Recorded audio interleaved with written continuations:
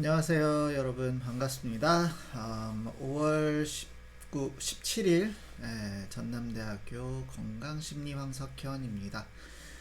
어, 네, 오늘은 어저께 지난 그 주말에 날씨가 좀 우중충하고 비도 많이 오고 그래서 아마 여러분들 신체 리듬이 그 전주만큼 이렇게 막 업돼 있지는 않은 것 같아요. 그럴 것 같고, 그리고 또 날씨가 날씨인 만큼 좀 춥기도 하고 위축될 수도 있고, 그래서 아마 많은 학생들이 좀 늦잠을 자지 않을까, 또는 늦잠을 자지 않았을까 그런 생각이 드는데, 어쨌든 반갑습니다. 지혜 학생, 진영 학생, 예린 학생, 동교 학생, 주영 학생 반갑고요.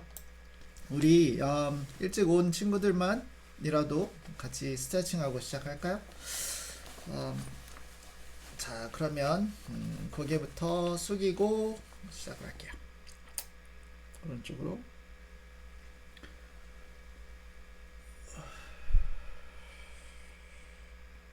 자, 다시 반대쪽.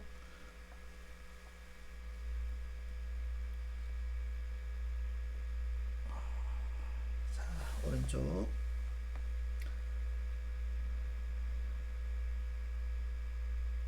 자, 이제 반대쪽.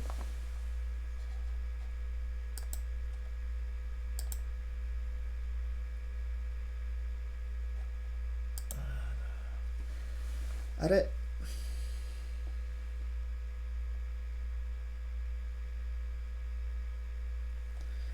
위.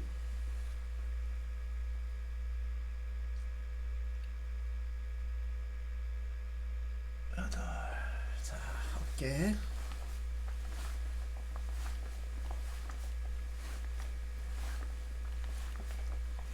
반대쪽. 셋, 넷, 다섯, 여섯, 일곱, 여덟. 자, 팔 서로 당기고 하나, 둘, 셋, 넷, 다섯, 여섯, 일곱, 여덟. 다시 반대쪽. 둘, 둘, 셋, 여섯, 일곱, 여덟. 자, 팔 위로 하고 하나, 둘, 셋, 넷, 다섯, 여섯, 일곱, 여덟. 좋아요. 이제 반대쪽. 하나, 둘, 셋, 넷, 다섯, 여섯, 일곱, 여덟. 자, 팔 쭉 펴고요. 자, 오른쪽으로 쭉 스트레치. 반대쪽 잡고 쭉 스트레치. 좋아요. 한 번 더 할까요? 쭉 스트레칭. 또 반대쪽으로 쭉 스트레치. 좋습니다. 네. 팔 깍지 끼고 위로. 오. 자, 오른쪽으로 허리. 바로 반대쪽.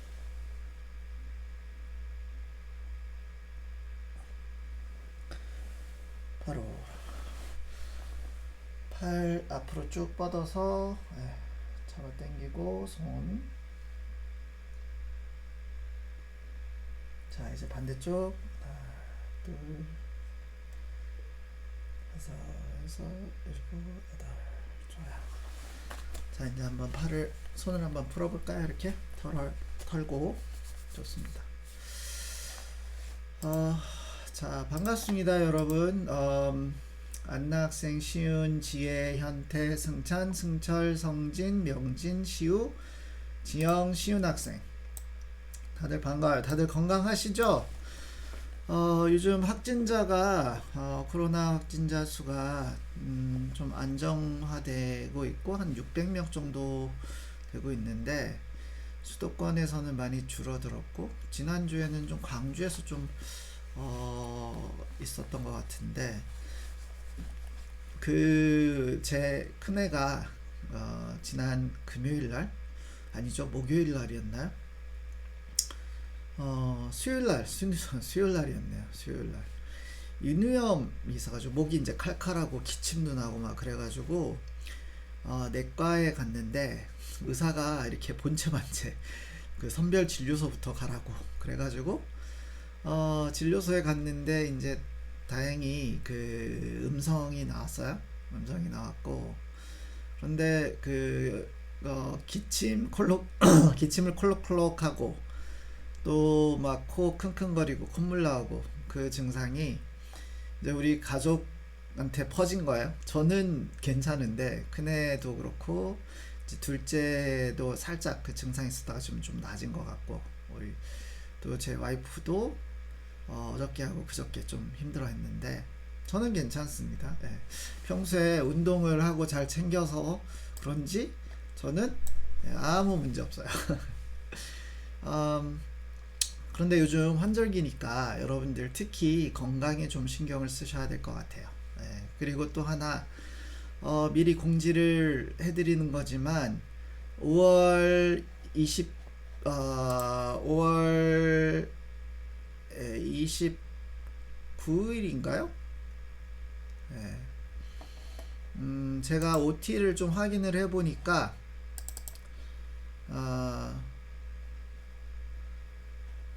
제가 이제 공지를 좀 아까 확인을 했는데 5월 24일 날 토요일 날로 공지를 했네. 5월 24일 토요일 날은 24일은 토요일이 아닌데. 어쨌든 다음 주 토요일, 그러니까 5월 29일이 되겠네요. 네, 5월 29일 토요일 날 같이 이제 두 번째 무등산 그 등산을 가게 됩니다. 그러니까 다음 주 토요일이고요. 다음 주 토요일은 조금 그 멀리 갈 거예요. 그러니까 중머리제 들러서 주상절리까지 그 서석대 뭐 이렇게 해가지고 그 거의 정상까지 올라갈 텐데, 그래서 그 미리 준비를 단단히 하십시오. 단단히 하시고 그 다음 이제 그 토요일 날 떠날 때는 일찍 떠날 거예요. 그래서 여러분들이 좀 더 서두르셔야 돼요. 8시에 출발을 할 겁니다. 예. 8시에 출발을 하면 아마 올라갔다가 똑같은 코스로 쭉 내려오면 별로 어려운 코스는 아닐 것 같고 한 4시간 정도 걸리지 않을까. 그러면 8시에 출발하면 12시에는 다시 이제 도착하지 않을까 싶어요. 네. 그래서 단단히 한 앞으로 지금까지 조금 그 준비를 덜 하신 분들은 앞으로 그 2주 동안 그 운동을 좀 챙겨서 하시고요. 특히 그 유산소 운동을 좀 많이 하세요. 다리 쪽에 많이 하셔가지고 어떤 거가 좋냐 하면은 계단 오르기 하실 때는 특히 올라갈 때는 보통 아파트 사시는 분들이 좋을 거예요. 아파트 사시는 분들 한 뭐 15층에서 한 20층 그 거기까지 쭉 올라가신 다음에 엘리베이터를 타고 쭉 내려오세요.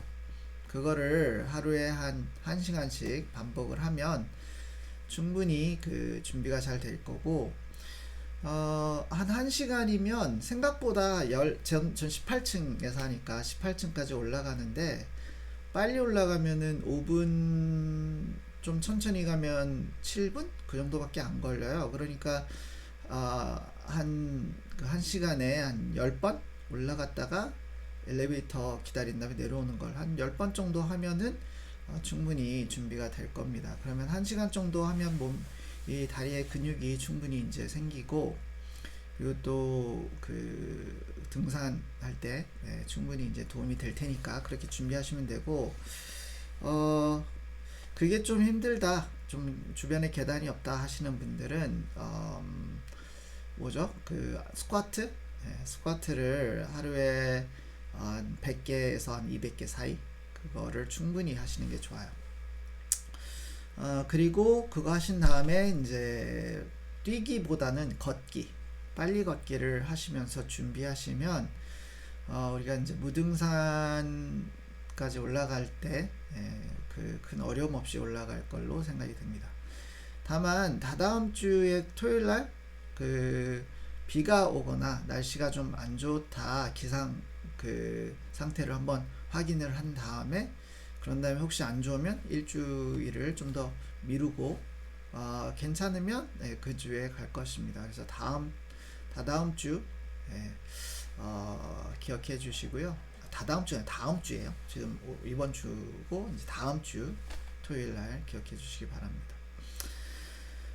이제 그 수업은 막바지로 이제 뭐 다다르고 있는데 또 하나 공지사항 알려드리자면 이번 주 수요일 날 강의 없습니다. 지난번에 어린이날 제가 공지를 안 해가지고 몇 분은 아마 일찍 일어나가지고 왜 수업이 없지? 이렇게 한 다음에 나중에 부처님 오신 날이구나 이제 빨간 날이라서 파악을 하셨을 거라고 생각을 하는데 공교롭게도 이번 주 수요일도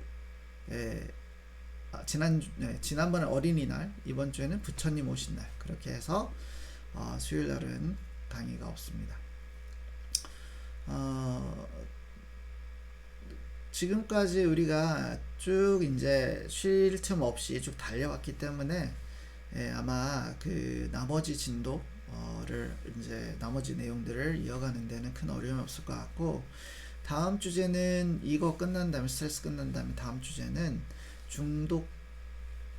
중독. 그래서 그것과 관련돼서는 이미 이제 제 중독 심리를 들은 학생들은 조금 편하게 들을 수 있을 것 같고 혹시 이제 아직 들어보지 못한 그런 학생들은 좀 기존에 자기가 생각했던 그런 중독하고는 이 진짜 중독이라는 것이 매우 다르구나 라는 것을 알게 되고 좀 깨닫게 되는 그런 강의 내용이 될 것입니다. 자, 그러면 오늘 이번 주부터는 약간 좀 소크라티브 그거를 조금 더 뭐랄까요 엄격하게 적용을 좀 해서 진행을 할게요. 그래서 오늘 소크라티브 지금 온 친구들 위해서 그 질문을 할 거고요.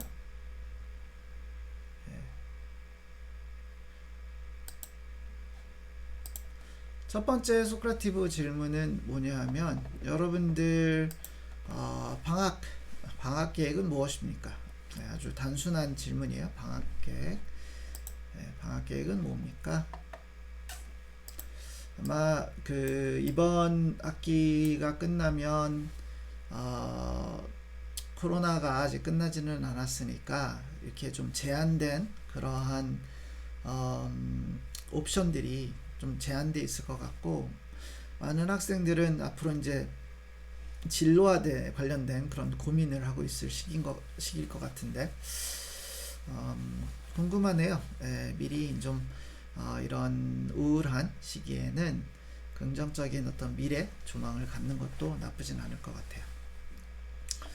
자, 그러면 오늘 강의 내용 지난번에 이어서 할 텐데 지난번에 했던 내용들을 좀 살펴보면 이 캐넌과 서폴스키가 얘기했던 그런 스트레스와 관련된 그런 내용들에 대해서 얘기를 했고 스트레스가 삶의 변화를 수반한다면 삶의 변화에 있어서는 긍정적인 변화도 있고 또 그런 것들을 도전으로 여기면 이것이 어떤 성장의 기회가 될 수 있어서 유스트레스로 작용할 수도 있다. 반면 본인이 이렇게 감당하기 힘든 그러한 어려운 좌절이나 어려운 실패 경험을 하게 되면 그것은 디스트레스 그러니까 고통으로 또 다가올 수 있는 것이 스트레스다. 그래서 많은 부분 스트레스는 상당히 주관적인 것과 주관적인 그런 판단이나 태도하고 관련성이 있다라는 것이고 스트레스의 생리학에 대해서 좀 얘기를 했었죠. 그래서 우리 중추신경계에는 우리 신경계는 중추신경계와 말초신경계로 나눠져 있고 중추신경계는 주로 척수와 뇌, 그리고 말초신경계에는 자율신경계와 체신경계, 그리고 또 이렇게 나눠져 있고, 자율신경계에는 교감신경계, 부교감신경계로 더 나눠져 있다. 그래서 교감신경계는 우리가 위협 상황에 처해 있을 때 우리 에너지를 빨리 동원해 가지고 싸우거나 도피하거나 그렇게 할 수 있게 돕는 것이 이런 각성 체계가 이 교감신경계고, 이런 위협이 끝난 다음에는 다시 몸을 회복시키고 에너지를 다시 충전시키는 그것이 바로 부교감신경계다. 또 하나 말씀드리고 싶은 거는, 부교감신경계와 교감신경계는 서로 경쟁적으로 활성화되기 때문에 둘 다 동시다발적으로 활성화될 수 없다라는 거.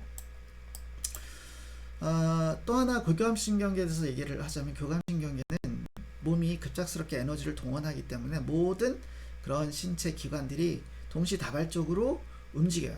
그러니까 그게 이제 교감한다라고 해서 갑작스럽게 같이 움직인다는 뜻에서 교감신경계고, 부교감신경계는 각각의 기관이 이완하는 속도는 상당히 좀 다릅니다.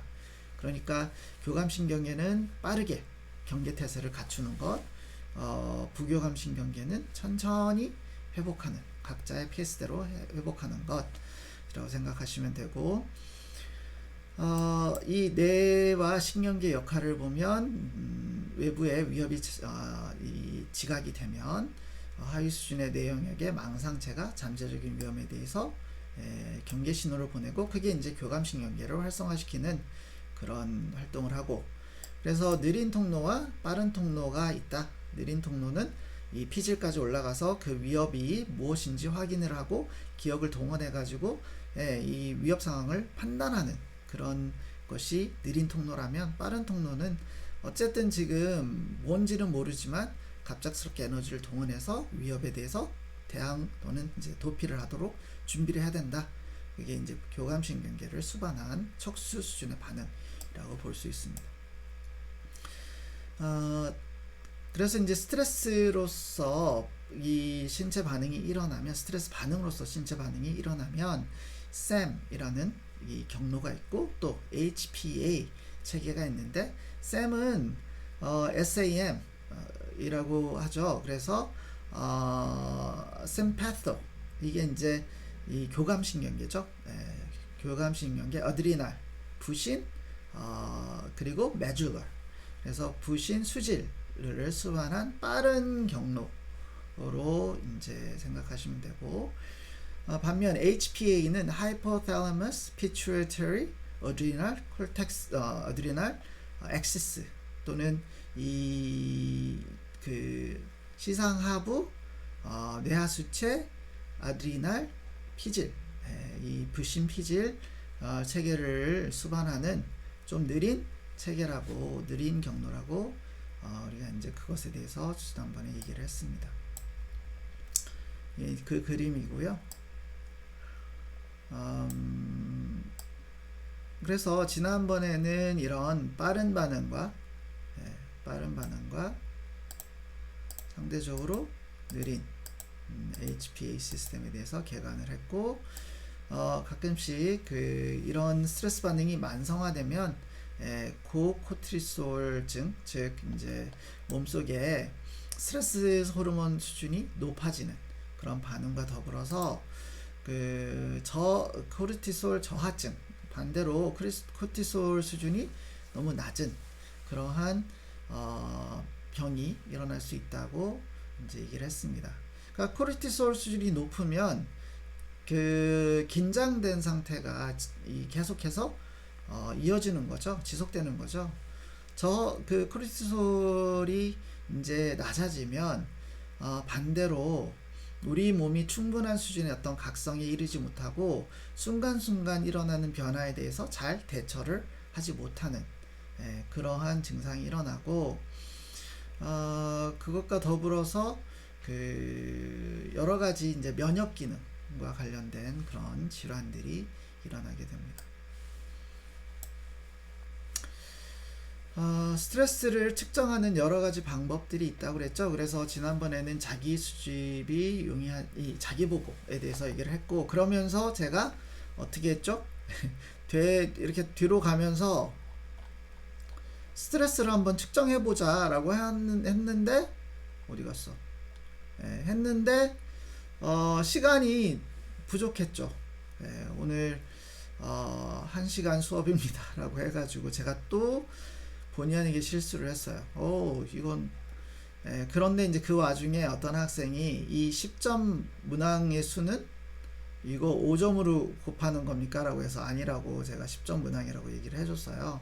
자, 이거 여러분들 제가 이 글에도 올렸잖아요. 한번 측정을 해보세요. 해보셨던 분들은 뭐 자신의 점수에 대해서 좀 얘기를 지난번에 했던 것 같고, 이걸 통해서 이제 본인이 얼마나 스트레스가 많은지 좀 확인을 하실 수 있는 기회가 됐을 거라고 생각됩니다. 그럼 스트레스가 많은 사람들은 어떻게 해야 되느냐?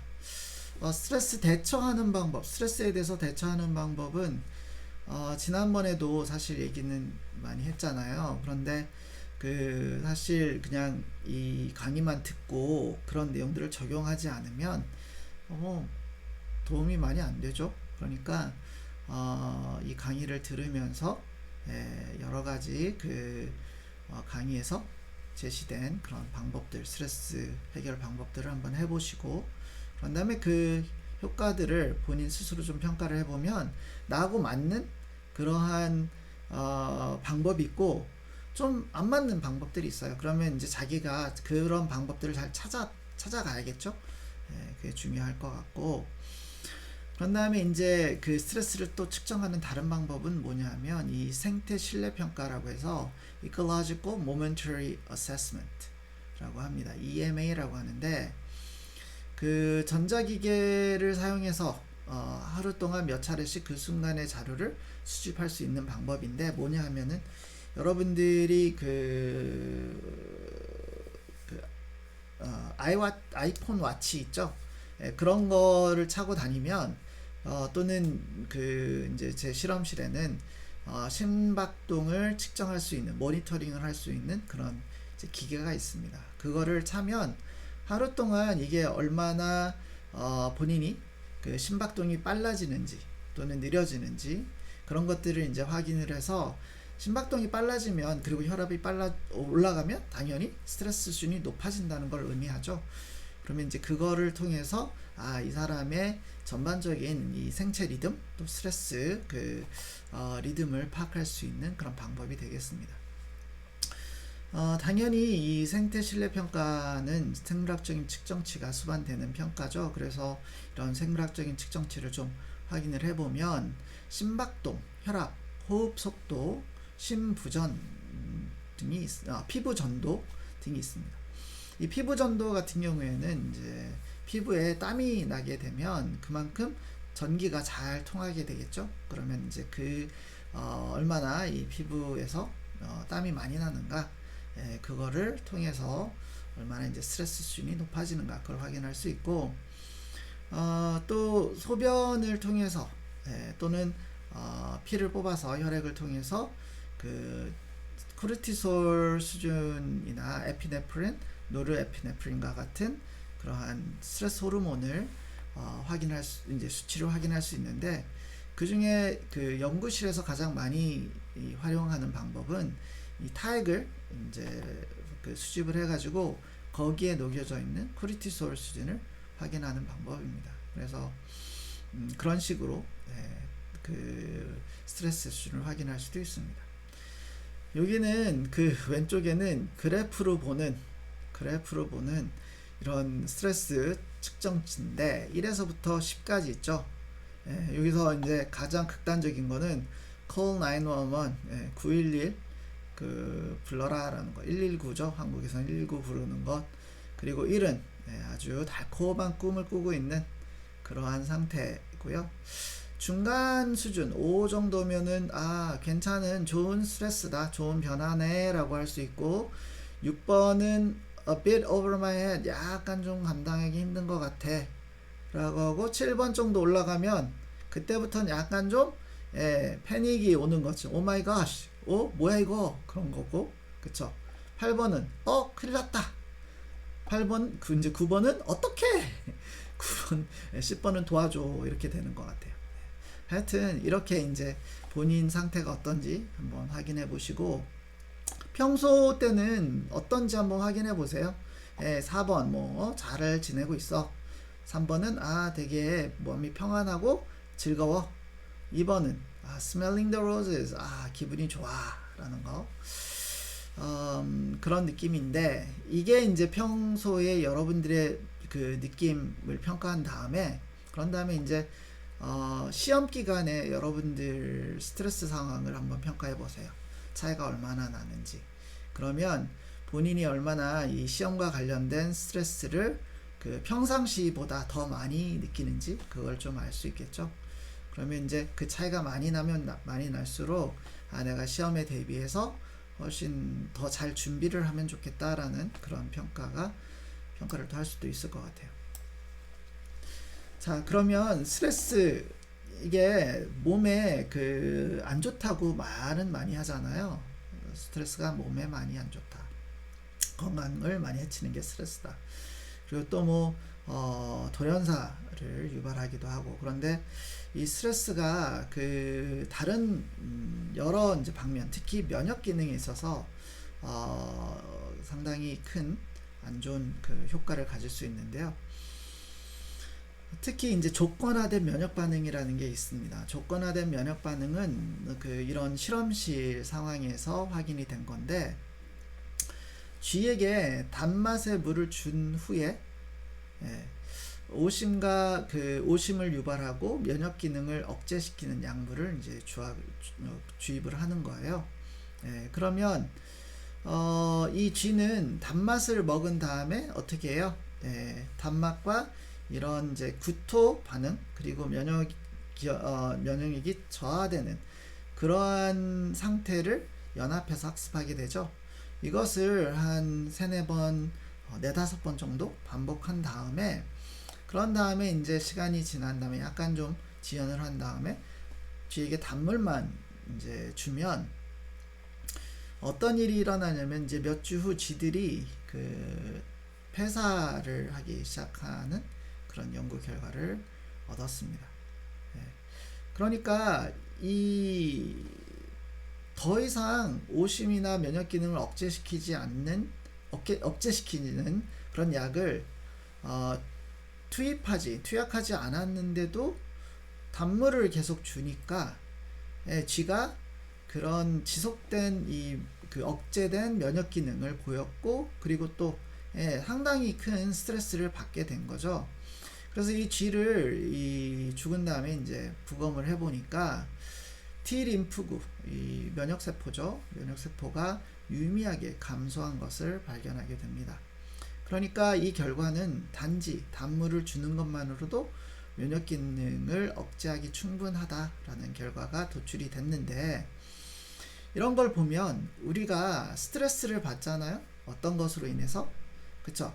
그래서 그 스트레스로 인해서 면역 기능이 떨어지고 또 밥맛도 떨어지고, 그렇게 되면 나중에 그러한 사건이 다시 반복이 되면, 물론 그 사건의 어떤 부정적인 그러한 결과는 없어도 그 사건으로 인해서, 똑같이 반복되는 사건으로 인해서 이런 몸이 약해질 수 있다라는, 또는 스트레스를 받아서 면역 기능이 떨어질 수 있다라는 그런 암시를 주는 그런 이제 연구가 되겠죠. 또 다른 연구에서는 이 루퍼스, 낭창이라는 그 소위 말하는 관절이 이렇게 붓는 그런 질병인데, 이 소인이 큰 쥐에게 단물을 주는 동시에 강한 면역 억제 약물을 투여해 가지고 루퍼스를 이 증상을 호전시키는 그러한 결과를 또 이렇게 연합학습을 시켰어요. 그러니까 단물을 주고, 그런 다음에 이런 그 낭창 증상을 이렇게 이제 줄게 하는, 그러면 이 주사를 투입을 해주면 부어있던 몸이 어떻게 되죠? 이렇게 가라앉겠죠. 그런데 이제 나중에 이 얼마 지난 후에 이 연합이 학습이 된 후에 이제 단물만 주입을 했을 때 이러한 그 면역 반응, 그러니까 이제 이 몸이 부풀어 오르는, 이렇게 이제 부어 오르는 게 그 과잉 면역 기능 때문에 그러는데, 이것이 억제가 되면서 그 증상, 약물을 투여하지 않아도 단물을 줬을 때 약물을 투여한 만큼 증상이 완화됐다라는 그런 발견도 있었습니다. 그러니까 그 삶에 있어서 그 면역을 떨어뜨리는, 면역 기능을 떨어뜨리는 그러한 자극을, 또는 스트레스가 되는 그러한 자극을 반복적으로 보는 것도 몸에 안 좋을 뿐더러 그 기분을 고조시키고 기분을 좋게 하는, 그래서 면역력을 향상시키는 그러한 사건들, 그러한 소위 말하는 업리프트죠. 업리프트가 많으면 많을수록 그것도 건강에 좋을 수 있다라는 그런 결과로 해석될 수 있습니다. 그렇다면 면역, 요즘에 사람들이 그 코로나 바이러스 때문에 또 백신이나 그런 것 때문에 면역 기능에 대해서 상당히 많은 관심을 갖게 됐죠. 여기에서 그 면역 기능에 대해서 뭐 자세히 막 들어가지는 않겠지만 비슷한 원리가 그 코로나 바이러스 또는 다른 질병에도 적용이 될 수 있습니다.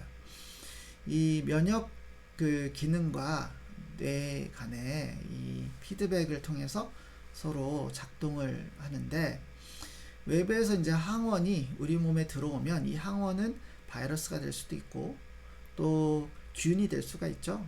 들어오면 이런 항원으로 인해서 활성화되는 T세포가 전구물질 사이토카인, pro-inflammatory 사이토카인을 분비를 합니다.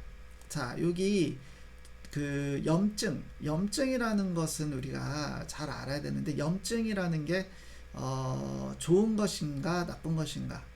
염증은요, 몸에서 이런 균을 또는 항원을 처리하기 위해서 일어나는 그 일련의 이 반응이에요. 신체 반응이에요. 그래서 이런 염증 반응 때문에 우리 몸에서 열이 나고, 그 열로 인해서 이런 세균들이 이제 죽게 되는 거죠.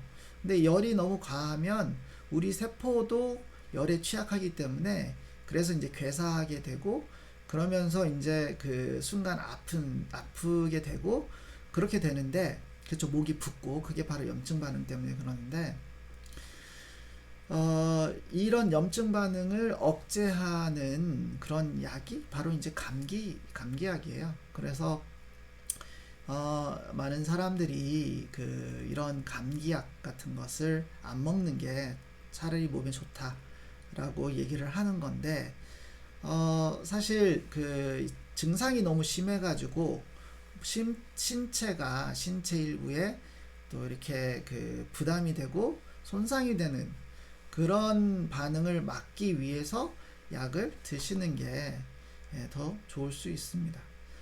반면 약을 안 먹게 약을 먹게 되면 자연스럽게 일어나는 이러한 신체 반응 또는 신체 회복 기능이 다소 이제 좀 더디게 느려질 수 있죠. 그렇죠. 왜냐하면 염증 반응이라는 것은 몸이 항원으로부터 우리를 보호하기 위해서 갑작스럽게 강하게 일어나는 반응이기 때문에.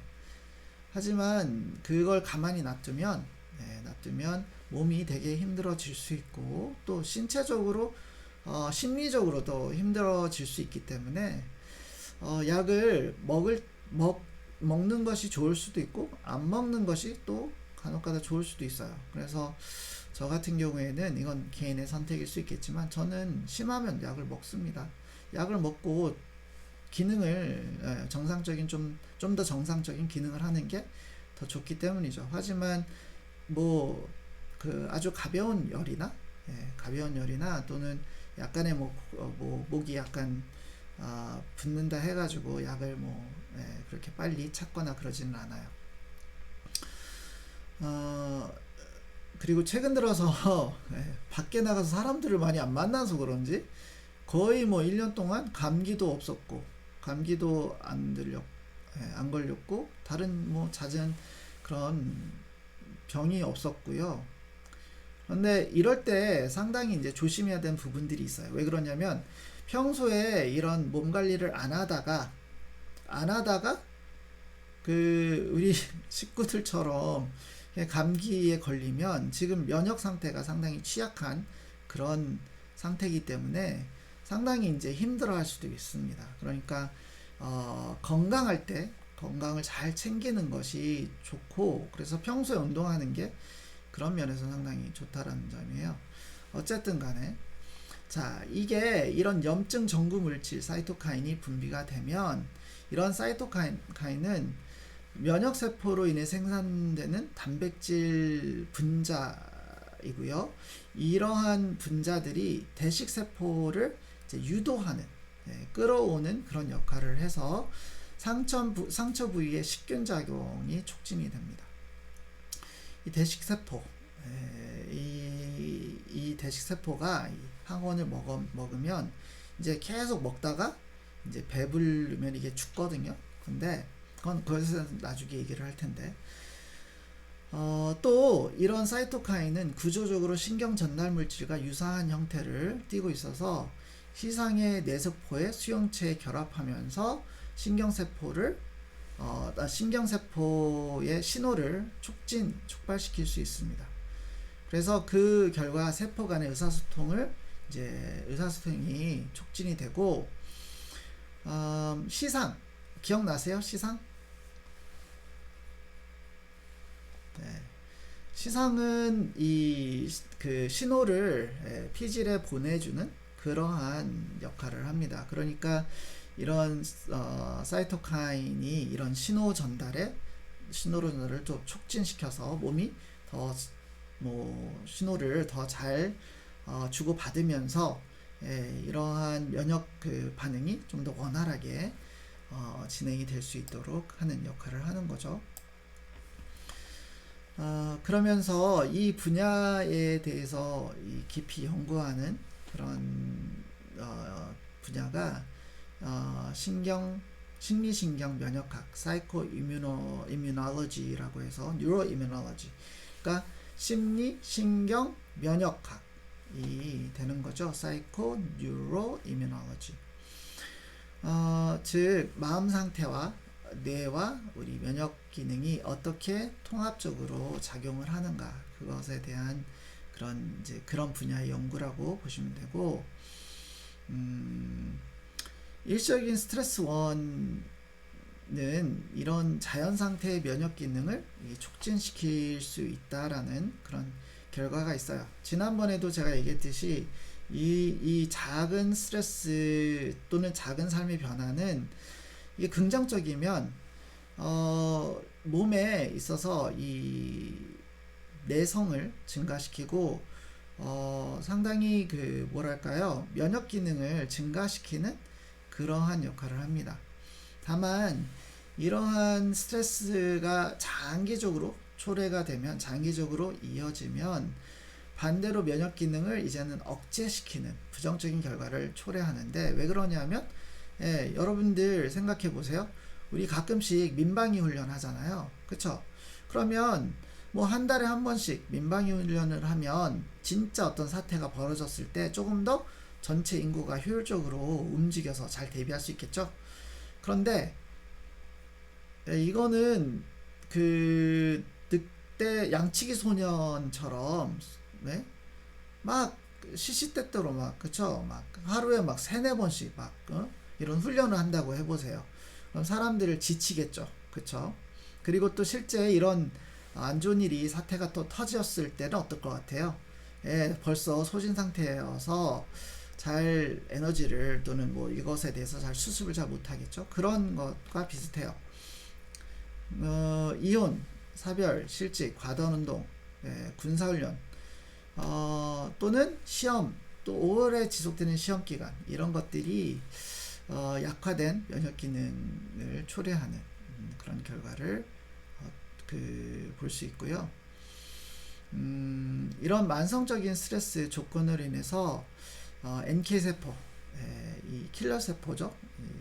그 Natural Killer Cell이라고 해서 자연 살생 세포입니다. T세포. 그리고 림프구 수의 그 수가 이제 줄어드는 그런 결과를 보이고, 이런 관련성은, 그러니까 이제 스트레스가 많아지면 많아질수록 어때요? 면역 기능은 저하되는, 상당히 비례하게 이런 그 나타나는 그러한 이제 효과를 보입니다. 여기서 이 도스 디펜던트라고 하는 것은 용량 의존적이라는 그런 그 의미인데, 용량 의존적이다 그러면 용량이 높아지면 높아질수록 그 효과가 세지는 것처럼, 스트레스가 높아지면 높아질수록 면역 기능도 그것에 비례해서 떨어진다라는 거죠. 그것에 대해서 반비례하게 나타난다. 스트레스와 관련된 그런 질병들이 상당히 많습니다. 스트레스, 뭐 심혈관계 질환뿐만이 아니라 혈압도 올리고, 또 면역력도 저하되고, 천식, 또 그 당뇨, 그런 것들, 또 뭐 소화기관의 문제, 뭐 그런 것들이 상당히 많이 나타나요. 전반적으로 스트레스든 몸에 안 좋은 영향을 미친다라는 것이고요. 조금 더 이제 자세하게 들여다보면 그 직접 경로와 간접 경로가 있습니다. 그래서 스트레스에 대해서, 그래서 여성의 경우 그 사회적 평가 위협 여부에 따라서 활동 혈압이 증가하고, 이것은 이제 부정적인 감정에 의해서 매개된다라는 그런 결과가 있어요. 무슨 얘기냐면, 아까 전에 이제 강의 시간에 사회적 평가 위협이라는 건 뭐죠? 실제로 존재하지 않을 수 있지만 본인이 주관적으로 느끼는, 사람들이 나에 대해서 어떤 평가를 하고 있어, 사람들이 나를 이렇게 재고 있어 라는 그러한 그 위협을 느끼면 느낄수록 스트레스가 올라가고, 그리고 또 스트레스가 올라가면서 이것을 매개하는 것은 본인이 얼마나 우울하거나 불안하거나 이러한 부정적인 감정에 이렇게 그 휩싸여 있거나, 그런 것들이 높으면 높을수록 이런 사회적 평가 위협이 이런 그 혈압을 증가시키는 그러한 역할을 하고요. 또 감정이 긍정적이면 어떨까요? 사회적 평가 위협이 있더라도 혈압에 크게 영향을 미치지 않을 수 있다는 거죠. 그러니까 여기서 중요한 점은 신경질적인 성향을 가진 여성일수록 이런 평가 위협에, 사회적 평가 위협에 더 취약할 수 있다라는 거고, 아동 같은 경우 그 가족 내 갈등이 심할 경우에는요, 그 코르티솔 각성 반응과 낮 시간 동안 낮은 코르티솔 활동이 보이는 그런 결과가 있어요. 자, 여러분들, 제가 코르티솔, 혈중 코르티솔 수준이 가장 높은 때가 언제라고 그랬어요? 깨고 난 다음에라고 그랬죠? 깨고 난 바로 다음에. 여기 그림을 보면요, 이게 이제 코르티솔 수준인데, 잘 때 이렇게 낮아졌다가 깨어날 때쯤 돼서 상승을 하면서 깨어난 바로 직후 확 올라갑니다. 이건 마치 누군가가 몸이 야 일어나 너 지금 이제 하루 열심히 그 일해야 돼, 그러니까 힘내자 라고 이렇게 확 깨우는 것 같은 느낌이에요. 그쵸? 깨어나고, 그런 다음에 어떻게 해요? 천천히 점심때가 되면 줄어들고, 그런 다음에 이제 오후가 되면 다시 올라갔다가 살짝 이렇게 올라갔다가 저녁이 되면 이렇게 내려가는 이러한 반응을 보이는데, 아동기 때 스트레스를 많이 겪는, 특히 가정 내에 스트레스를 많이 아동기 때 스트레스 받는 게 뭐가 있겠어요? 가정 내 불화가 가장 많겠죠. 부모님이 자주 싸우신다거나 그런 것 때문에 이제 아이가 스트레스를 많이 받는 경우 이러한 수치가 낮게 일어난다는 거죠. 낮다라는 겁니다. 그러면 어떨까요? 신체적으로 좀 에너지가 바로바로 동원이 안 되기 때문에 약간 좀 무기력해지겠죠. 그렇죠? 그리고 또 대체적인 어떤 새로운 상황이 일어났을 때 그것에 대한 반응도 좀 느리게 진행이 되겠죠. 그것과 더불어서 간접적인 효과는 뭐냐 하면 스트레스를 받으면 우리가 소위 자기가 이제 위로하는 행동을 많이 하잖아요. 그래서 흡연도 하고 술도 마시고 또 심한 경우는 뭐 약물을 남용한다거나 여러분들 우리가 제일 가장 많이 좀 대중들에게 알려진 것 중에 하나가 뭘까요? 프로포폴이잖아요. 프로포폴은 이제 국소 마취제로 사용을 많이 하고 상당히 효과적인 약물이에요. 그런데 그것을 이제 다른 용도로 사용하게 되면 상당히 높은 수준의 이완제로 이제 수면 효과를 갖고 있는데 그러한 약물 성분 그러한 효과 때문에 스트레스를 많이 받는 그러한 이제 직업 여성들이 강남 쪽에 상당히 많은 이 남용한 사례들이 많았습니다. 어쨌든 간에 그렇고요. 수면 부족, 운동 부족, 부실한 영양 상태 이러한 부적응적인 그러한 행동으로 인해서 스트레스가 또 더 많아지게 되죠. 그렇게 되면 스트레스를 많이 받으면 우리 사람들은 어떻게 하느냐? 그 스트레스를 이렇게 극단적으로 쌓기 위해서 감각추구적인 행동을 한다거나 아니면 에너지 소비를 줄이기 위해서 상당히 위축된 행동을 해요. 그렇기 때문에 운동하는 것도 힘들고 그리고 또 뭘 이렇게 스스로 잘 챙겨 먹는 것도 좀 힘들어 하죠. 에너지가 들어가니까. 그런데 이렇게 하면 할수록 몸의 회복이 더디게 일어난다는 거죠. 그리고 또 스트레스를 많이 받으면 당연히 잠이 잘 안 오겠죠.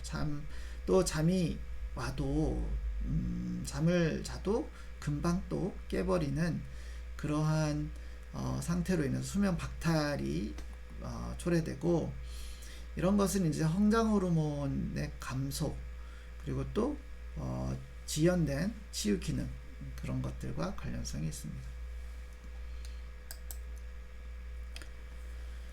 그러면 우리가 이제 만성 스트레스 그리고 급성 스트레스 이것을 이제 구분할 필요가 있고 일시적인 작은 스트레스 그리고 또 도전으로 여겨질 만한 그런 스트레스는 좋은 스트레스로 몸을 강하게 만드는 그런 효과가 있다고 얘기를 했고 반면 지속되는 스트레스는 몸을 해치는 그런 기능이 있을 수 있다. 그런 안 좋은 효과가 있을 수 있다라고 얘기를 했는데 그렇다면 이것을 어떻게 구분하느냐?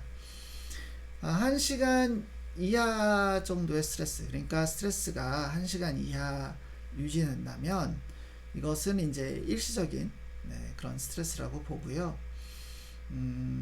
이런 일시적인 그런 스트레스는 대부분 이제 면역 기능에 일시적인 어떤 저하를 일으킬 수 있지만 1시간 이내에 거의 모든 면역세포 기능이 스트레스 전 상태로 회복이 되는 그런 효과를 보입니다. 여기 보면 일시적인 면역 변화를 초래하는데 1시간 이내에 거의 모든 면역세포 기능입니다. 면역세포 기능이 스트레스 전 상태로 회복되는 것. 그러니까 급성 스트레스는 상당히 짧은 기간, 1시간 이내에 일어나는 그런 스트레스라고 볼 수 있고 장기적인 스트레스는 이제 노화 과정에 일어나는 그러한 과정과 유사한 그런 효과를 가지는데 어떤 거냐면은 이제 알로스태틱 부하가 생깁니다. 이 알로스태틱 부하라는 것은 뭐냐 하면 우리 몸에는 이 항상성을 유지하고 싶은 그러한 기능이 있잖아요. 그것을 이제 호메오스테이시스라고 하는데 여기서 호메오스테이시스라는 것은 바로 몸이 일정한 수준을 안정되게 유지하고 하는 그러한 체계와 기능을 의미한다면, 알로스태틱 부하는 뭐냐 하면 그 일반된 그런 수준을 벗어난 수준에서 유지가 되는 그러한 상태를 의미합니다. 호메오스테이시스, 알로스테이시스. 알로스테이시스는 어떤 예가 들 수 있냐면, 여러분들 고혈압 아시죠? 먼저 고혈압이 생기면 평생 약을 먹어야 해요. 왜 그러냐면 고혈압은 그 일반 사람들의 혈압은 일정하게 유지가 되는데, 고혈압에 걸리게 되면 그 혈압 상태가 높은 수준에서 일정하게 유지가 됩니다. 그러면 고혈압이 있다라는 얘기는 뭐예요? 혈관의 압력이 평상 수준보다 세게 작용한다는 거죠. 그렇다면 그것 때문에 혈관에 어떤 문제가 생길 수 있어서 약을 먹기 시작을 하잖아요. 그쵸? 그러면 고혈압은 바로 이런 알로스태틱 부하를 의미해요. 고혈압이 많이 유지가 되면 당연히 혈관에 문제가 있을 수 있고 심장에 문제가 있을 수 있겠죠. 그리고 심혈관계 문제뿐만이 아니라 여러 다양한 그러한 문제를 수반할 수 있는데, 이러한 알로스태틱 부하가 생긴다는 거죠. 이게 바로 이제 장기적으로 누적되는 스트레스로 인한 신체 반응이라고 볼 수 있고요. 그것과 더불어서 면역력이 저하되고, 또 에피네프린 수준이 증가되는, 그러니까 에피네프린은 이제 스트레스 호르몬인데 그게 증가되고, 또 그 쿠싱 증후군처럼 복부 지방이 이제 증가가 됩니다. 대사가 느려지는 거죠. 그리고 이제 그 감소된 해마 부피 그리고 기능이 초래가 되는데, 해마는 기억력과 관련성이 있잖아요. 그리고 또 이 스트레스 반응으로 인해서 해마가 시상하부에 신호를 전달해 준다고 그랬어요. 어떤 경우 그러느냐, 몸속 혈중 스트레스 호르몬 수치가 높아지면 충분히 높아진다라고 그것을 해마가 감지를 해서 시상하부에 그 신호를 보내면, 시상하부에서 이런 부신으로 보내는 신호가 줄어들게 되죠. 억제가 되면서 부신이 더 이상 스트레스 호르몬을 분비를 하지 않는데, 이 해마의 기능과 또 부피가 줄어들면 이러한 피드백, 네게티브 피드백 체계가 이제 손상이 되는 거죠. 기능이 제대로 잘 안 되면서 이제 고코르티솔 증상이 나타날 수 있고, 또 인터루킨 6 그리고 기타 염증 전구물질 사이토카인이 과잉 생산이 된다라는 것. 자, 이 인터루킨 6 그리고 기타 염증 전구물질 사이토카인이라는 것은 아까 얘기했듯이 염증을 유발시키고 염증을 촉진시키는 그러한 그 인자가 많이 이제 생산이 된다는 거예요. 그러니까 염증이 많은, 염증 증상이 심한 사람들이 보이는 그러한 증상 중에 하나가 잇몸이 잘 붓고, 그쵸? 그리고 또 피부 손상이 나면 이게 멍이 잘 듣고, 또 이게 치유가 잘 안 되고 그런 것들이거든요. 그리고 또 이게 이제 과잉 면역 기능 중에 하나가 이제 그 마디가 잘 붓고 그런 것들이 이제 염증 증상이에요. 코가 뭐 비염도 마찬가지고 이게 염증이잖아요. 그러니까 이런 것들이 이제 같이 일어나면서 이런 증상들은 사실 노화에서 많이 나타나는, 노화 과정에서 나타나는 증상들인데, 스트레스는 노화 과정을 촉진시킨다는 그러한 결과도 있잖아요. 이게 같이 이제 이해할 수 있는 부분입니다. 그래서 이런 그 전체적인 그림을 설명하는 이론이 뭐냐 하면 면역 억제 이론입니다. 면역 억제 이론. 그러니까 스트레스가 면역계를 억제해서 개인이 감염과 질병에 취약하게 만든다는 이론인데, 하지만 이걸 보면 면역 억제 이론은 과도한 염증이 일어나는 반응을 이제 설명하지 못하는 그런 제한점이 있어요. 즉, 이 이론에 따르면 스트레스는 면역 반응을 감소시키기 때문에 과도한 염증 반응 또한 억제 또는 완화시켜야 하지만 많은 알레르기 증상, 자가 면역 질환, 류마티즘, 신경성 그리고 심혈관계 질환이 스트레스로 인해서 오히려 더 악화된다는 그런 결과가 있거든요. 네. 아시겠죠? 이 자가 면역 기능은 우리가 면역 기능이 너무 과잉 활성화돼서 일어나는 건데, 스트레스를 받으면 이런 면역 기능이 억제되니까 이런 것도 일어나면 안 되는데 더 악화가 된단 말이에요.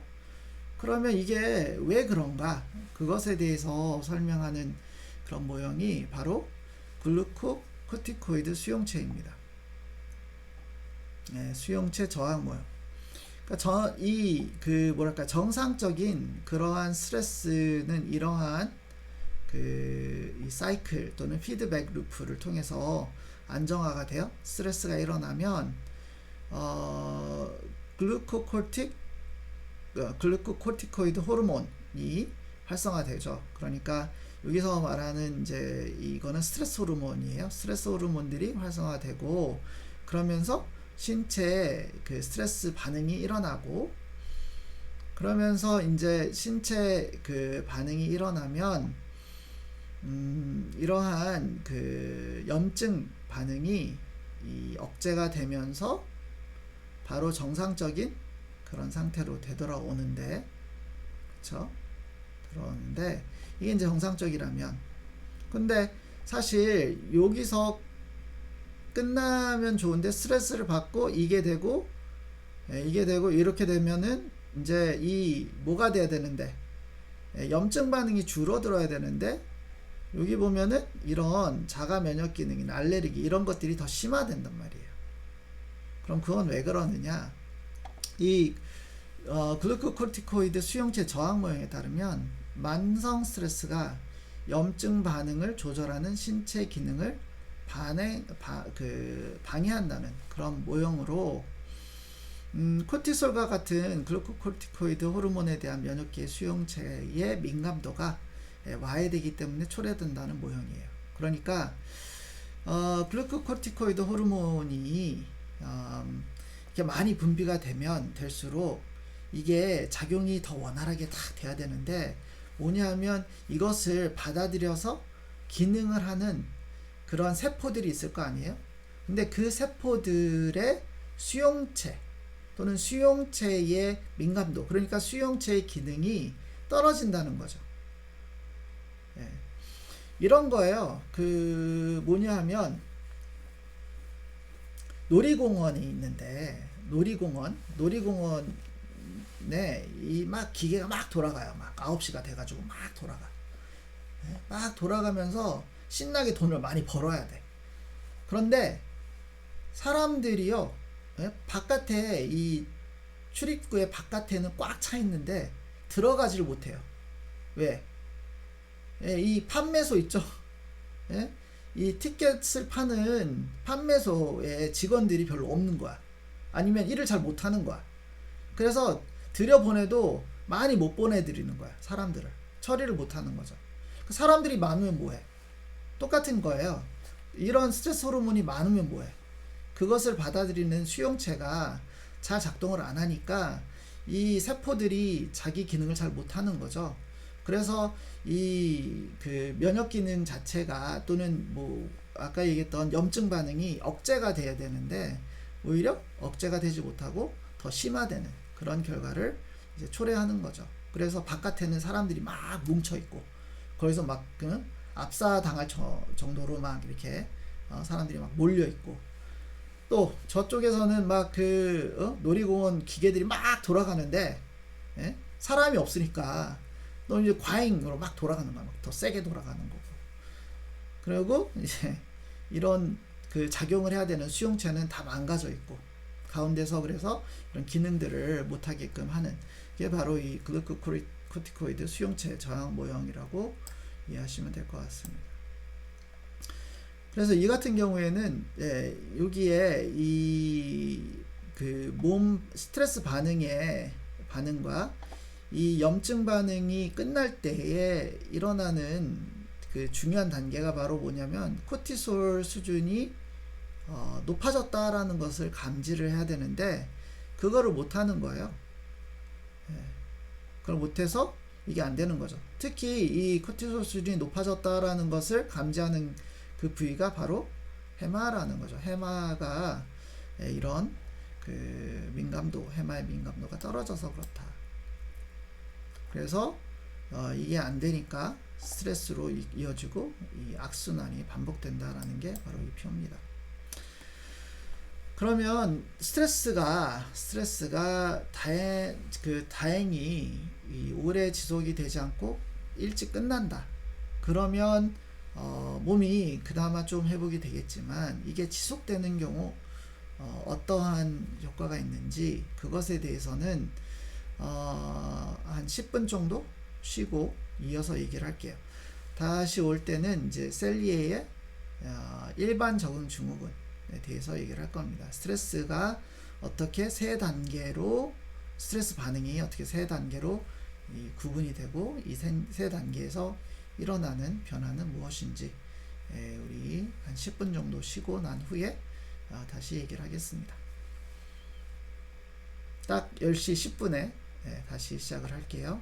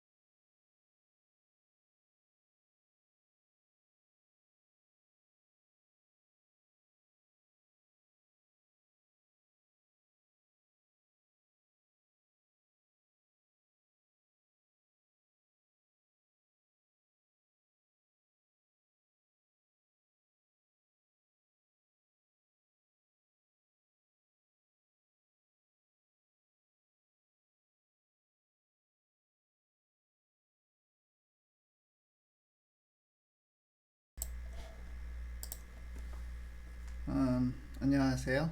네, 잘 쉬셨나요? 네. 그 나머지 내용이 많지는 않아서 오늘은 조금 일찍 끝낼 수 있을까 싶은데 한번 달려보죠. 음, 다시 한번 오늘 아침 일찍 공지한 내용 잘 이제 듣지 못하신 분들이 있을까봐 미리 좀 더 얘기를 하자면 다다음 주 자꾸 다다음 주라네. 다음 주 토요일 날 그러니까 29일이 되겠네요. 그쵸? 29일 2차 무등산 등산이 음, 네, 계획되고 있습니다. 그래서 어, 앞으로 2주 동안 열심히 운동 준비 잘 하셔서 무리 없이 힘들지 않게 올라갔다가 내려올 수 있기 바라고요. 참고로 다음 이제 올라갈 때는 9시가 아니라 8시에 모입니다. 8시에 모여서 올라갔다가 내려올 계획이에요. 자, 그러면 이 셀리에의 일반 적응 증후군에 대해서 얘기를 하겠습니다. 이 셀리에의 일반 적응 증후군, General Adaptation Syndrome이라고 하는 것은 뭐냐면은 그 스트레스 상황이 되면 사람들이 일반적으로 어떤 식으로 이 스트레스에 대해서 대처를 하는가, 이거를 단계별로 나눴는데 첫 번째는 경복, 두 번째는 저항, 세 번째는 소진 단계, 이렇게 세 가지로 나눴습니다. 네, 그걸 보기 전에 이제 스트레스 커브를 보면 너무 적은 스트레스가 너무 적으면 뭐 거의 비활동적이죠. 거의 비활동적이고 이완된 상태에서 거의 뭐 활동을 잘 안 하는 수준이고 최적의 수준의 스트레스 상황이 되면 기능을 상당히 잘하죠. 그러니까 이게 바로 이제 퍼포먼스라고 치면 스트레스와 이 X축은 스트레스, Y축은 퍼포먼스, 수행이라고 보면 스트레스가 너무 적으면 수행도 그렇게 높지는 않습니다. 하지만 스트레스가 조금 더 높아지면 최적 상태의 스트레스 상황이 되고 그러면 수행도 그만큼 높아집니다. 다만 너무 고점에 이르러서 스트레스가 심해지면 이제부터는 이 피로감이 쌓이게 되죠. 피로감이 누적이 되면서 그때부터는 너무 스트레스가 이제 과해지는 그러한 경우가 되고 이때부터는 천천히 피곤해지고 몸이 힘들어지는 그런 상황이 됐다고 보면 됩니다. 이때부터 이제 퍼포먼스가 점차 줄어들죠. 하행선을 타게 되고 그런 다음에 일정 그 시간이 지나고 스트레스가 지속이 되면 그때부터는 소진 상태가 되는 겁니다. 그러면서 이때부터는 내가 잘하면 잘하지 못하면 어떡하지? 라는 불안과 공황 상태, 통제가 잘 안 된다라는 거, 그리고 이러한 반복되는 좌절감으로 인해서 분노도 경험하게 되죠. 그러면서 이제 맨 끝에는 소위 말하는 이제 멘붕 상태, 정신이 붕괴되는 브레이크다운 상태가 돼버리는 것이 바로 이 소진 단계라고 볼 수 있어요. 그래서 이것을 세 가지 그 단계로 본다면 Y축에서는 이제 저항이라고 볼 수 있고 저항이고 왼쪽으로 가면 갈수록 좋은 건강함 그리고 안 좋은 스트레스 이렇게 양극으로 나눠줄 수 있어요. 그러면 원래 이제 처음에 건강한 상태에서 이런 건강한 상태를 누리다가 이때는 항상성이죠. 그런 다음에 알람 스테이지가 일어난다. 알람 스테이지가 일어난다 그러면 어떤 사건으로 인해서 위협이 될 만한 여겨질 만한 그런 스트레스를 느끼는 거죠. 이때 이제 본질적으로 fight or flight와 같은 반응이 일어납니다. 이것에 대해서 저항을 해야 되는지 맞서 싸워야 되는지 아니면 도피를 해야 되는지 그래서 이 경고 수준의 이 경고의 강도 수준은 사건이 얼마나 위협적으로 느껴지는가 그 정도에 따라서 이 결정이 되는데, 그러면은 이 상태에서 순간 그 일이 일어났을 때 경계 상태가 이렇게 잠깐 붕괴가 되죠. 그러면서 다시 이제 정신을 차리게 되고, 그러면서 이제 저항이 일어납니다. 저항이 일어나면서 여기서 이제 몸에서 신체 저항이라고 한다면 이제 이런 게 이제 염증 반응이 될 수가 있겠죠. 그리고 심리적으로는 어때요? 괜찮을 거야? 하면서 몸을 또 마음을 추스리고 이것을 어떻게 해결해야 될지 지금 고민하고 실제로 시도를 해보는 이런 게 이제 저항 단계라고 볼 수 있죠. 이 저항 단계는 이제 몸이 부신 호르몬 분비를 통해서 위협 상황에 대처를 하면서 스트레스 호르몬이 분비가 되는 이 단계잖아요. 이러면서 이제 이게 지속이 되면 생활 사건에 대해서 대처하는 개인의 능력이 점차 이제 감소하기 시작을 합니다. 그러면서 이때는 자주 짜증이 나고 성마르게 되고 초조하게 되고 또 건강 문제가 조금씩 취약해지는 또 면역 기능이 좀 더 점차적으로 저하되는 그런 단계가 되고, 그런 다음에 어떻게 되느냐, 이 3단계로 오면 이제는 소진 단계가 오는 거죠. 몸의 에너지 원천이 소진되고 코르티솔 저하증이 2단계에서 일어나게 됩니다. 그러면서 이제 패닉존, 공황 상태가 돼버리는 이런 상태가 되고, 나중에는 번아웃이 돼버리는 그런 상태인데, 이때 이제 알레르기 반응, 고혈압, 그리고 감기 등의 수능의 질병이 발생할 수 있습니다. 수능의 질병이라는 것은 몸이 더 이상 저항하지 않고 그래 될 대로 되라라는 그러한 식으로 이러한 스트레스에 만연된 그런 스트레스나 이런 신체의 부적응적인 그 반응, 그것에 포기하는 거죠. 그것을 포기하는, 거기에 순응하는 그런 단계가 된다고 보실 수 있습니다. 그렇다면 이런 스트레스는 똑같은 반응을 초래하는가?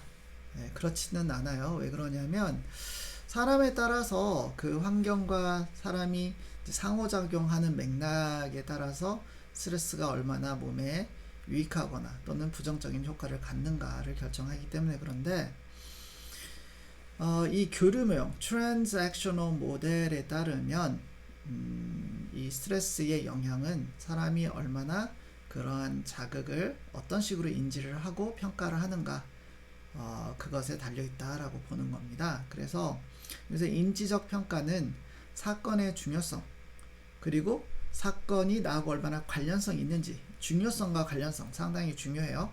그리고 과거에 근거한 성공과 실패에 대한 기대 등에 대해 평가는 지속적인 과정이고, 그것은 기분, 건강 상태, 그리고 동기적 상태에 의해서 많은 영향을 받습니다. 이 relevance하고 importance, 이게 나에게 얼마나 중요한가, 이게 나하고 얼마나 관련성이 있는가. 하나 예를 들자면 그 주식이 막 폭락을 했어요. 주식 시장이 폭락을 했는데 나는 거기에 뭐 투자한 게 아무것도 없어. 그러면 어때요? 아무런 영향을 간접적으로 느끼겠지만 직접적으로 느끼는 것이 없기 때문에 스트레스를 많이 안 받겠죠. 하지만 본인이 실제적으로 이 주식에 투자를 했거나 그래서 손해를 봤을 경우에는 상당히 그게 되게 중요한 사건으로 여겨지고, 또 내가 그 주식시장에 내가 직접적으로 투자를 안 했는데 아버지가 어머니가 그렇게 해가지고 돈에 막강한 어떤 손실을 입었다. 그러면 본인이 그걸로 인해서 스트레스를 또 받을 수 있잖아요. 그게 이제 사건이 얼마나 나하고 관련성이 있는지, 그게 나에게 얼마나 중요한지, 그것과 되게 이제 관련성이 있고, 그리고 또 내가 기분이 좋았을 때 그러한 사건을 경험하는 것과 기분이 좋지 않을 때, 또 내가 건강이 취약했을 때 또는 건강할 때 그런 경험을 또는 이런 사건을 겪는 것에 따른 그런 영향은 상당히 큰 차이가 있을 수 있습니다.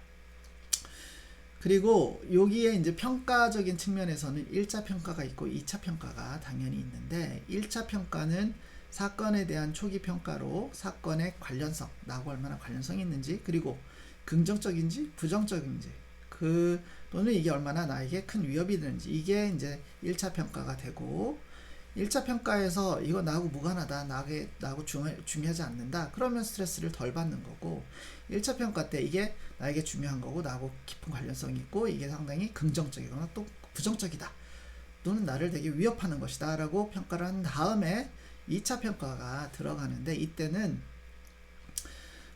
그것에 어떤 요구가 있을 거 아니에요. 그런 상황적 변화에 따른 요구, 또는 필요한 그런 요소들, 그런 것들이 있을 때 내가 그것을 얼마나 잘 동원할 수 있는지, 나에게 충분한 어떤 자원이나 능력이나 그런 어떤 재력이 또 있거나, 그런 것에 따라서 내가 이걸 잘 해결할 수 있겠다, 그래서 부정적인 영향이 상대적으로 적을 수 있고요. 만약에 나에게는 그런 능력이 없고 자원도 없고 도움도 없다, 그렇다면 상당히 큰 스트레스로 작용할 수 있죠. 근데 여기서 중요한 것은 뭐냐 하면, 그 몸의 스트레스 반응은 진짜 위협 상황이나 상상한 상황이나 다르지 않다라는 거예요. 무슨 얘기냐면, 이런 얘기가 있죠. 이게 이제 진짠지 가짠지는 모르겠지만, 어떤 사람이 엘리베이터에 갇혔는데 엘리베이터에 갇혀가지고 하룻밤을 거기에 보내게 됐어요. 그런데 이 사람이 너무 두려운 나머지 거기서 되게 막 공황 상태가 됐는데, 그 다음날 확인해 보니까 그 사람이 뭐죠?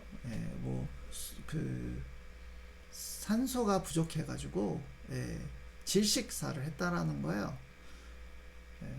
그런데 실제로 그 엘리베이터의 구조는 산소가 통하는, 그래서 질식할 수 없는 그런 구조였단 말이죠.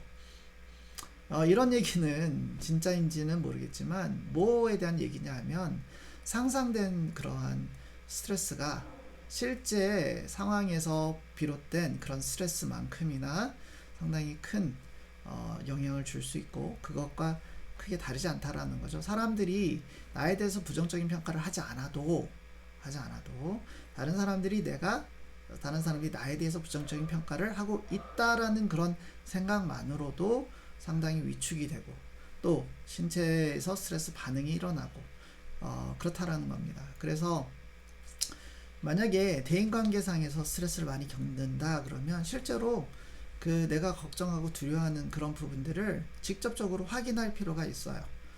확인해서 진짜 다른 사람들이 나에 대해서 뭐 어떤 그 부정적인 어떤 생각을 갖고 있다라고 하면 그것에 대해서 능동적으로 대처해 나가면 되고, 그것을 확인하지 않고 그냥 그것으로 인해서 스트레스를 많이 받는다 그 자체는 상당히 그 자신에게 큰 위협으로 느껴질 수 있는 상황이고, 스트레스를 많이 줄 수 있는 상황이니까, 그것의 어떤 본질을 이게 진짜 본질적인 문제인지 확인하는 것이 더 좋은 스트레스 대처 방법일 수 있지 않을까, 그런 생각이 좀 들기도 합니다.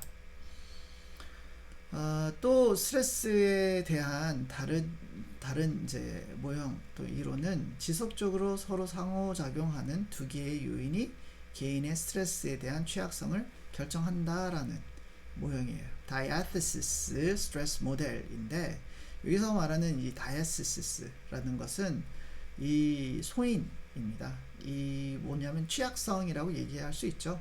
타고난 취약성. 그래서 그 유전적인 요인도 있을 수 있고, 이전의 환경적인 어떤 경험에서의 요인들, 부정적인 경험, 뭐 외상적 경험, 이런 것들이 있을 수 있고, 또 심리적 요인들도 이런 스트레스에 대해서 취약하게 만들 수 있는 그런 소인으로 작용할 수 있습니다.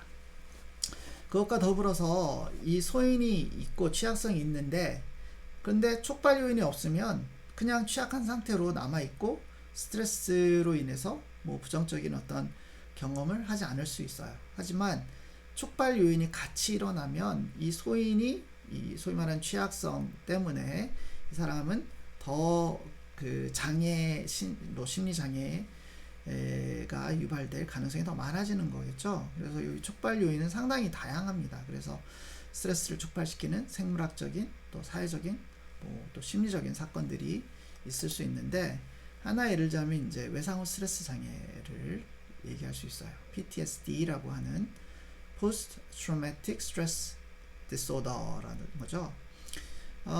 이 외상후 스트레스 장애가 일어나는 원인은 뭐 전쟁에서의 전투 경험, 치명적인 질병을 진단받는 것, 또 지진, 홍수, 테러, 운전사고, 이런 것들과 같은 끔찍한 사건들이 원인으로 작용할 수 있고, 본인이 직접 경험하지 않고 목격한 사건, 그리고 또 본인이 되게 공감하는 누군가의 이야기 또는 경험을 통해서도 이 외상후 스트레스 장애가 일어날 수 있습니다.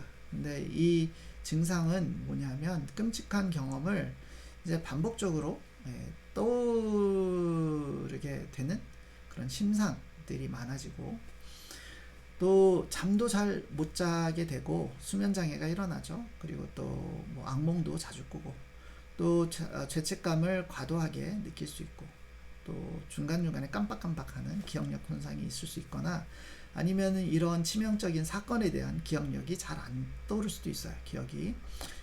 또 극단적인 정신 그리고 신체적 스트레스를 느끼고, 흡연, 뭐 어떤 경우에는 과다한 음주, 그런 것들이 일어날 수 있습니다. 또 사회 활동, 또 대인관계, 이런 것들이 급격하게 위축이 돼서 상당히 이제 안 좋은 식습관이나 생활 습관으로 인해서 질병이 초래될 위험이 증가되는 그런 것이 이제 외상후 스트레스 장애의 증상이라고 볼 수 있는데, 이것과 관련된 연구 결과를 살펴보니까 실전 경험이 없는 군인에게서 10% 정도 유병률이 있다라는 것. 그러니까 본인은 실제로 전투에 배치가 되지 않았는데도 유병률이 10% 정도 있었고, 또 실전 경험이 있는 군인에게서는 30% 유병률이 생긴다는 거죠. 그래서 실제로 실전 경험이 없어도 외상후 스트레스 장애에 취약할 수 있고 걸릴 수 있고, 다만 실전 경험이 있는 경우에 그 위험은 3배로 뛰는 거죠. 이게 바로 촉발 요인이 될 수 있다라는 거죠. 그리고 또 유전적 요인을, 또 소인을 살펴보니까 가족 중에 PTSD가 있는 사람들이 있는 경우 본인이 그런 PTSD를 겪게 될 확률이 유의미하게 높았다라는 것을 보면, 이런 원인에는 이제 소인과 촉발 요인이 같이 작용을 한다. 발병에는 같이 작용한다라는 것을 알 수 있습니다. 그러면 이런 원인들을 좀 더 살펴보면, 생물학적인 그런 소인들은 유전, 또 태어났을 때 그런 생화학적인 어떤 비정상적인 그런 요소들, 또 뇌 이상적인 어떤 기능이나 뇌 기질적인 문제, 이런 것들과 더불어서 사회적 요인, 어렸을 때 되게 부적절한 양육 방식으로 이렇게 양육이 됐다거나, 아니면은 만성적인 스트레스를 경험한 경우, 이런 것이 이제 사회적 요인으로 작용할 수 있고요. 심리적 요인은 무의식적인 어떤 갈등이나, 또 대인관계의 어떤 기술이 상당히 좋지 않아서 이런 이제 스트레스에 많이 노출이 된다거나, 또는 부적응적인 인지, 그러니까 우리가 우울증 보통 얘기할 때 부적응적인 그런 사고방식이 있다고 그랬죠. 흑백 논리나 뭐 자기 효능감이 상당히 낮은 경우, 뭐 그런 것들, 또 자존감이 너무 이제 낮은 경우, 이런 것들이 이러한 소인으로 작용하고, 스트레스 요인으로는요,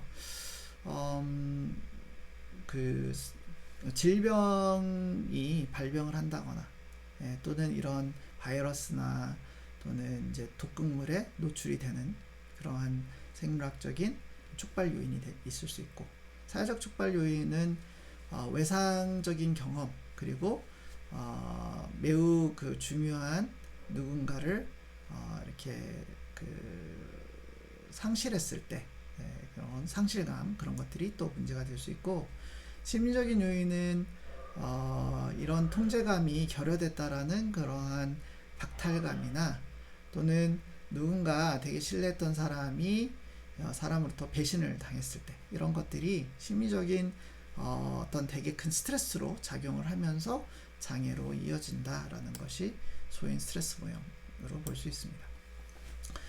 마지막 이론은 이제 돌봄 친교 이론인데, tend and befriend theory인데, tend는 이제 돌보는 거죠. 그리고 befriend는 이제 친구를 이제 사귀는 그런 행동을 얘기하는데, 이 반응은 남성보다 여성에게 더 전형적으로 나타나는 반응이고요.